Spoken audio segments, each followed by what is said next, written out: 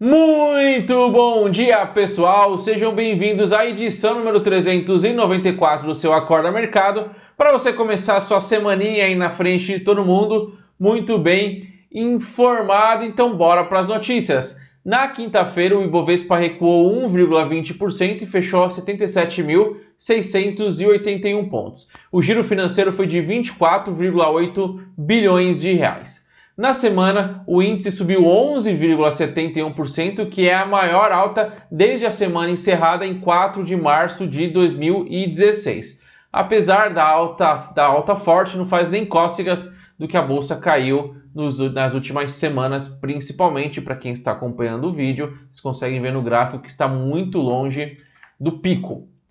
A desaceleração nos números de novos casos e mortes por coronavírus na Europa e na Ásia, conjugada aos planos de estímulos econômicos lançados no mundo todo para combater os impactos da pandemia, foi o principal fator de otimismo no mercado nos últimos 4 dias de pregão, segunda, terça, quarta e quinta passada.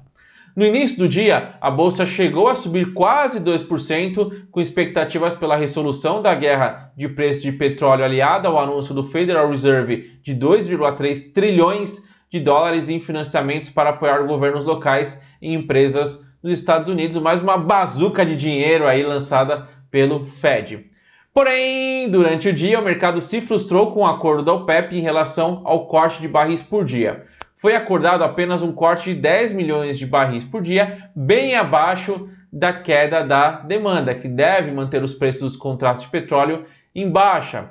Logo, a demanda pela commodity despencou, então teria que ter um corte de oferta muito maior para compensar essa queda na demanda e manter os preços em alta. Porém, o corte da oferta foi muito menor, então vai continuar sendo ofertado mais do que demandado, o que derruba o preço. Isso foi o suficiente para pagar a alta da Bolsa Brasileira. O número de pedidos de auxílio-desemprego nos Estados Unidos passou de 6,648 milhões na semana do dia 27 para 6,606 milhões na semana passada, acima da expectativa novamente. A semana anterior havia sido de recorde histórico de pedidos. O IPCA de março foi de 0,07%, abaixo da expectativa de 0,12%. Esse foi o menor resultado para o mês de março desde o início do Plano Real. O IPCA de 12 meses acumulado está em 3,30%. Essa semana, as expectativas se voltam para o Congresso, com as votações previstas para hoje do projeto de auxílio aos estados na Câmara e da PEC da Guerra no Senado, ambos para o combate ao coronavírus e ainda pendentes de acordos. No governo, ontem, Mandetta, ministro da Saúde, deu entrevista no Fantástico que pode gerar algum ruído com o presidente Bolsonaro. Mandetta prevê que o mês de maio e junho será duro para o Brasil em relação ao avanço do vírus. Já Bolsonaro disse que o vírus parece estar indo embora, a um desencontro de informações que preocupa o mercado como um todo. Ontem, o Ministério da Saúde informou que o Brasil já tem 1.223 mortes pelo coronavírus, com mais de 22 mil casos confirmados. Nos Estados Unidos, o estado de Nova York se aproxima de 10 mil mortes. Já em todo o país, já são 550 mil infectados e 21.733 mortes. Aí o país que teve mais mortes.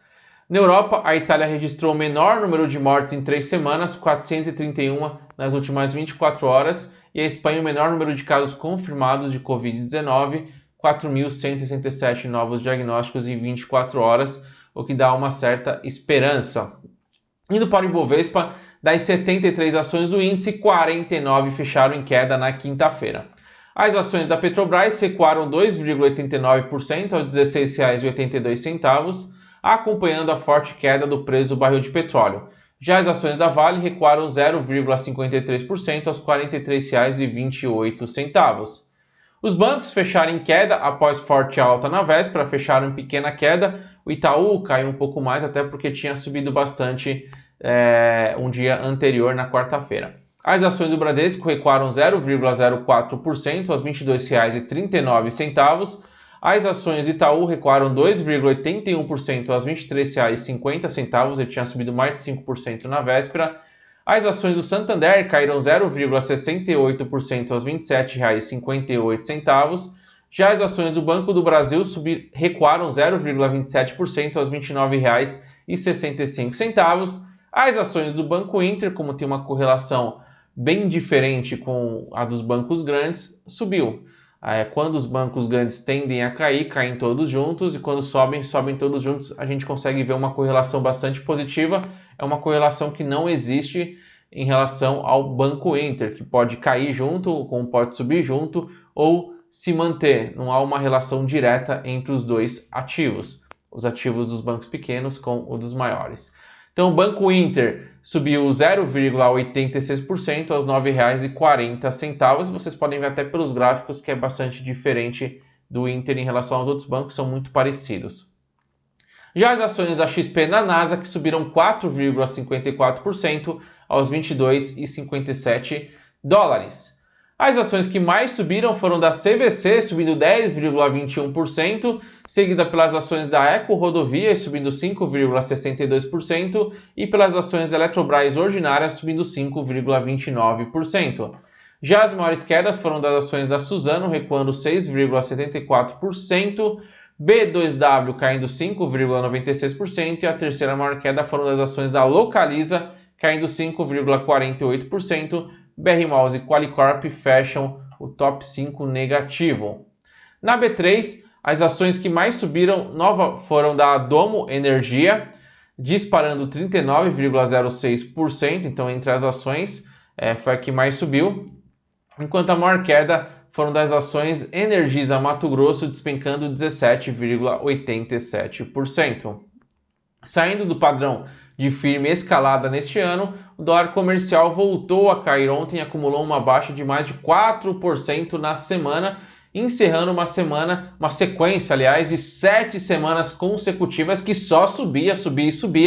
Essa última semana conteve um pouco a escalada do dólar, em um sinal de que os investidores começam a deixar o modo pânico de lado, pelo menos neste momento. Com isso, o dólar recuou 0,95% aos R$ 5,09, já o euro subiu 0,22% aos R$ 5,57. Na semana, a queda do dólar foi de 4,42%. O resultado abaixo do esperado do IPCA em março, quando os efeitos do novo coronavírus já começaram a ser sentidos no país, ajudaram a ditar um ritmo forte de queda nas taxas futuras na quinta-feira. O recuo das taxas futuras ganhou ainda mais força durante a manhã, após o Fed, é claro, anunciar as novas medidas, o que deu um alívio aos ativos de riscos, e à tarde com a queda dos preços do petróleo, que levou as taxas ainda mais para baixo. Com isso, o DI janeiro 2021 caiu de 3,22% para 3,15%. O DI janeiro 2025 recuou de 6,80% para 6,66%. Indo para o Tesouro Direto, o Tesouro IPCA mais 2026, que é aquele título que não paga cupom, recuou de IPCA mais 3,72% para IPCA mais 3,46%. Já o Tesouro LTN, o pré-fixado, para 2023 recuou de 5,30% para 5,03%. Na agenda hoje teremos o tradicional relatório Focus às 8h25 e a balança comercial às 15 horas. Os índices acionários em Nova York fecharam em alta na quinta-feira após o novo pacote de medidas de suporte à economia anunciado pelo Fed ter ofuscado um dado robusto de pedidos iniciais de seguro-desemprego nos Estados Unidos. Então, uma notícia muito boa, mas uma notícia muito ruim também. Na sexta, não houve negócios em Wall Street devido também ao feriado de Páscoa. A bolsa ficou fechada, assim como no Brasil.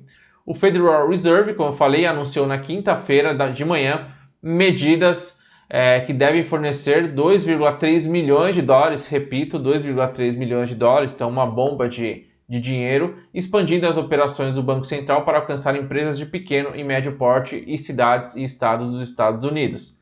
O Fed também disse que expandirá os programas de empréstimos corporativos anunciados anteriormente para incluir algumas classes de dívida mais arriscadas, que foram excluídas em um primeiro momento. Isso inclui a possibilidade de que empresas que até recentemente eram classificadas como grau de investimento participem desses mecanismos. Com isso, o Dow Jones subiu 1,22%, o S&P 500 subiu 1,45% e o Nasdaq subiu 0,77%. O gráfico que vocês veem aí é o gráfico de Dow Jones. Os índices futuros nos Estados Unidos estão operando neste momento em queda, o Dow Jones caindo 1,40%, o S&P 500 futuro 1,38% em queda e o Nasdaq futuro caindo 1,31%. A partir de hoje, nós vamos colocar a performance do grupo conhecido como FANG, ou FAANG, como preferir, que é Facebook, Apple, Amazon, Netflix e Alphabet, que é a controladora do Google. Apple e Facebook fecharam em alta, enquanto Google, Netflix e Amazon fecharam no negativo. As ações da Apple subiram 0,72%, então são ações aí que representam o novo mercado mundial, então é importante você ter ali um cheiro de como que elas estão se comportando. Indo para as Treasuries, a T-Bill para 3 meses recuou de 0,19% para 0,14%, a T-Note para 2 anos recuou de 0,23% para 0,21% e a T-Bond para 30 anos se manteve em 1,34%. Na agenda norte-americana, nenhum indicador relevante, somente os dados de estoques semanais de petróleo que podem mexer um pouco com o mercado. Olha só, as bolsas da Europa ficaram fechadas hoje para a Páscoa. Sim, na segunda lá fica fechado por conta deste feriado de Páscoa. Isso que vocês estão vendo aí foi o gráfico de quinta-feira do Eurostoxx. E esse também foi o resultado de abertura na quinta-feira também, tá bom? Na Ásia, aí sim as bolsas estão abertas e operam em baixa. A bolsa de Tóquio está recuando 2,33%, enquanto a de Xangai está caindo 0,49% e Seul caindo 1,88%. A bolsa de Hong Kong fica fechada hoje, tá? Então Hong Kong fecha diferente das outras bolsas asiáticas, bolsa japonesa, bolsa de Xangai e bolsa de Seul, que abriram normalmente. Então esse 1,38% de alta de Hong Kong foi referente à quinta-feira também. Os contratos futuros de petróleo fecharam ontem com forte queda, aliás, fecharam na quinta-feira com forte queda também, após terem registrado uma alta superior a 13% ao longo da sessão. Então, a expectativa era muito boa para o corte, para uma reunião do OPEP, chegar a um acordo de um corte forte no barril de petróleo, mas foi frustrante. Até por isso, elas subiram 13% e foram perdendo fôlego após a OPEP e os aliados chegarem a esse acordo de um corte de apenas 10 milhões de barris por dia. Só para vocês terem uma ideia, o número fica bem menor se comparado às estimativas de perda da demanda de até 35 milhões de barris por dia em meio à crise do coronavírus. Então, a demanda caiu 35 milhões, eles cortaram a oferta em 10, ou seja, vai continuar em baixa o petróleo. Com isso, o WTI recuou 9,24% aos 22,76 dólares, enquanto o Brent caiu 4,14% a 31,48 dólares. Lembrando que o contrato de WTI que a gente anuncia aqui é o de fechamento de maio e o de Brent fechamento de junho, como vocês podem ver aí também na apresentação. O contrato de ouro OZ 1D subiu 1,48%, enquanto as criptomoedas estão caindo nas últimas 24 horas. Das 10 criptomoedas, das 10 maiores criptomoedas, 9 estão caindo. Bitcoin está recuando 2,07%, Ethereum caindo 2,93% e a Ripple caindo 3,02%. Indo para o IFIX, o índice de fundos imobiliários subiu 0,64% e teve como maior alta o fundo de investimento imobiliário Rio Bravo de renda corporativa, subindo 9,14%, já a maior queda foi do fundo de investimento imobiliário XP Corporate Macaé, caindo 4,51%. E por hoje é só, uma ótima semana e bons negócios. Aí sim, vejo vocês amanhã. Tchau!